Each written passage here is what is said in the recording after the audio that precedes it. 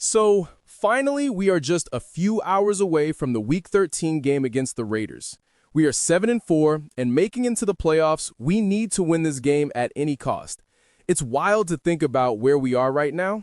We started the season 3-0 with 3 division wins, and everyone was talking about how the Chargers were finally going to knock off the Chiefs and win the division for the first time in forever. Now here we are, watching Denver potentially take that crown while we're scrambling to find 3 wins in the last 6 games just to make the playoffs.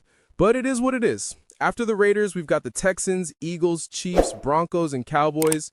Every single one of those games presents different challenges. And for a team that's already lost to a 2-win Giants team and a 3-win Commanders team coming off a bye week, the margin for error is basically non-existent. This Raiders game is what it is. You can't afford to overlook them, but at the same time, if you can't find a way to win a game this important against the 2-9 team going through their own turmoil, what does that say about what Jim Harbaugh is trying to build here? The biggest storyline for me going into this game is what's happening in the trenches on both sides. Geno Smith got sacked 10 times last week against Cleveland. 10 times. The Raiders have given up 20 sacks in the last 3 games alone. If you're Khalil Mack and company, you're looking at this matchup thinking it's your Pro Bowl day, your contract day. Khalil Mack has always had success against the Raiders, and I fully expect him to have a huge game. But here's the thing that keeps me up at night. Justin Herbert isn't too far behind Geno in the sack department. Herbert's been sacked 38 times this season, and with Joe Alt and Rashawn Slater out, this offensive line has been a disaster in pass protection. The good news is they're finally making what feels like a concession. Jamaree Sawyerr is expected to start at left tackle for the first time this season.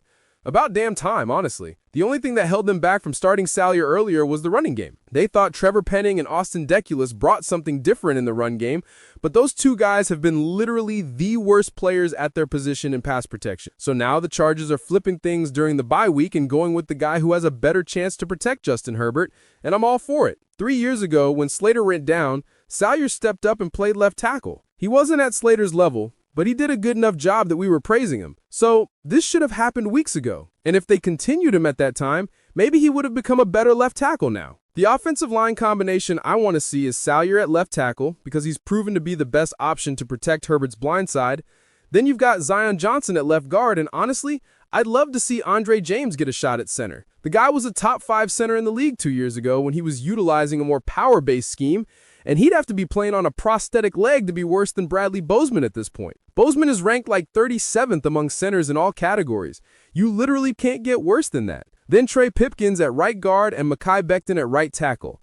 I know Becton hasn't played anywhere near expectations when available, but his size next to Pipkins and his ability in the run game gives us the best shot. On the flip side, Max Crosby is going to be a problem. Even though the Raiders are 2-9, Crosby is one of those guys you have to respect even on a division rival. In the last game, he was pretty quiet with only 1 pressure. And Trey Pipkins, who got a lot of help, allowed 0 pressures against him. But Crosby wrecked the Chargers' running game. He's such a well-rounded player. You can't run at him. You can't run away from him because he'll chase it down from behind. The one guy who doesn't quit, who doesn't mail it in ever, who's not trying to get to the finish line is Max Crosby. He'll give it to you every second of the game regardless of the score. So what has to happen is the Chargers are going to have to allocate all their resources to stopping Crosby, especially in pass protection, and then win those other one-on-one matchups. They haven't shown week in and week out that those other guys can win those matchups, and that's the problem. Defensively, the matchup I'm watching is the Chargers defense versus Brock Bowers. Bowers has never eclipsed 58 yards against the Chargers and has averaged about 49 yards per game, and all of those have been with Jesse Minter calling the defense. If I'm the Raiders' new offensive coordinator, Greg Olsen, I'm trying to get Ashton Jenty and Brock Bowers the ball as much as possible in space. The Chargers have done a good job limiting Bowers, but they're not a good tackling in space team. They give up some of the most yards after the catch this season in the NFL. You can't afford to get beat. But if you let them beat you with the players you know they have to get the ball to, that would be even worse. Speaking of Olsen, the Raiders just fired Chip Kelly and brought back Olsen as the play caller. I'm actually a little upset they clipped Chip Kelly because, honestly, his play calling was about as terrible as it gets. There's not a whole lot you can do when you're in Week 13. You can't make wholesale changes. But what I'm interested in is the rhyme and the reason. Is there going to be more emphasis on the run game, which is something Pete Carroll has been trying to send messages about through the media multiple times throughout the season? It's so funny when you think about this game because you have 2 coaches going up against each other that traditionally want to run the hell out of the ball. Neither one of these coaches has run the ball as much as they wanted to so far this season, but Pete Carroll said earlier that Osa knows him, was with him in Seattle, knows what he likes. So I'm interested to see if there's going to be more emphasis on the run game. For the Chargers offense, the big news is Omarian Hampton could make his return. The window has been open for him to come back, and it turns out he had a fractured ankle, not a sprained ankle, which is why he's missed the last 7 weeks. But this is not going to happen this week. I just got the news that Jim Harbaugh confirmed that RB Omarian Hampton has been ruled out for Sunday's game versus the Raiders.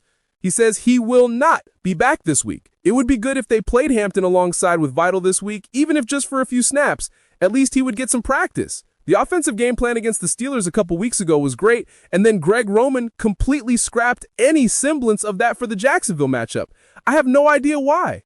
You want to live in 12, 13, and 22 personnel to establish the run. You can play action off of that for your intermediate and deep shots, and then use quick passing game to let your playmakers go to work after the catch and keep Herbert upright. Just keep doing what is proven to work. Stop trying to force square pegs and round holes. You can't run the offense you originally set out to when the season started. Get over it.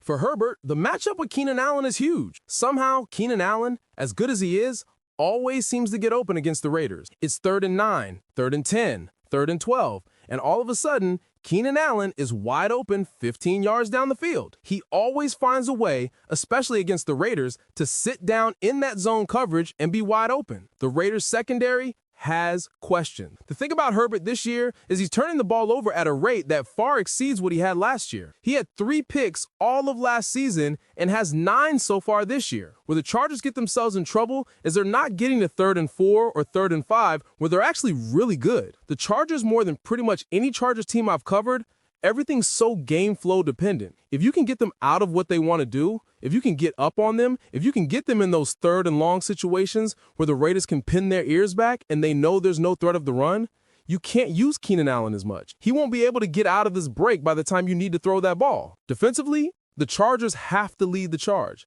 Think about it like a marriage. There are going to be times when one spouse has to pick up the slack for the other due to circumstances.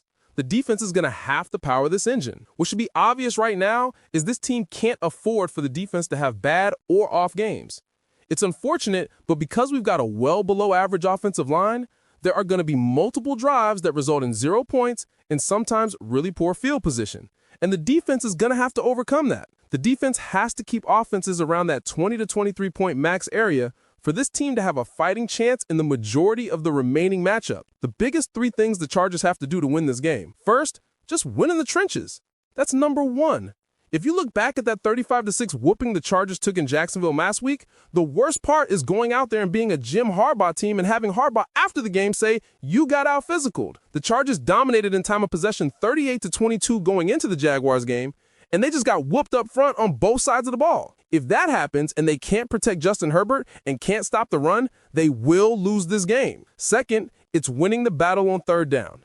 You can't do that unless you're stopping Ashton Jenty on 1st and 2nd down and not letting them run the ball at you. Last game, the Chargers converted only 25% of their 3rd downs while allowing the Jags to convert 50% defensively. The only way you're going to give your rushers those prime opportunities is if you can get them in 3rd and long. The Chargers had 0 sacks on Trevor Lawrence, and they had 12 sacks in 3 games going into that one.